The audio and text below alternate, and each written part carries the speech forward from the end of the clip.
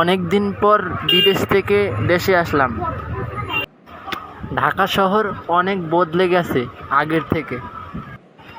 বিদেশে যাওয়ার আগে বন্ধুদের সাথে কত আড্ডা দিতাম এখানে রাত পর্যন্ত। দেশটা অনেক পরিবর্তন হয়ে গেছে।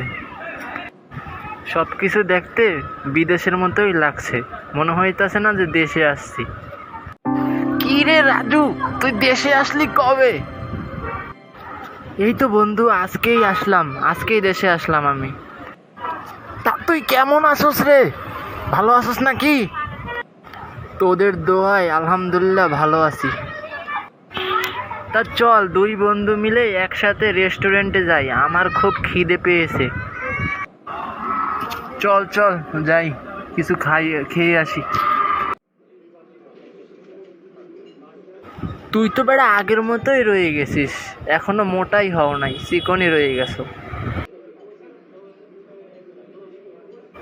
না, আমার মোটা হওয়ার দরকার নাই, আমি যেরকম আছি এরকমই ভালো আছি। হৃদয়টা জুড়িয়ে গেল। অনেক দিন পর দেশি মাছ দিয়ে ভাত খাইলাম। সমস্যা নাই, এখন তো দেশে এসে পড়ছস, যে কোনো সময় খাইতে পারবি। তাই এখন কি দেশে থাকার চিন্তা করছস নাকি আবার কয়েক মাস পর বিদেশে চলে যাবি? না, আর কোনো বিদেশে যাওয়ার পরিকল্পনা নাই। তা তুই এখন দেশে কি কাজ করবি শুনি? ভাবছি দেশে একটা ব্যবসা শুরু করব। ও আচ্ছা, ভালো।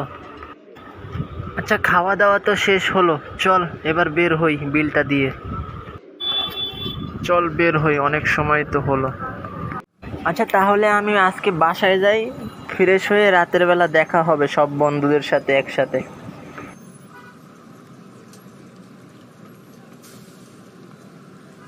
আচ্ছা তাহলে আমি এখন যাই, ফ্রেশ হয়ে যাই বাসায়। আচ্ছা যা, আমি বিকেলে তোর বাসায় আসবো অনেক।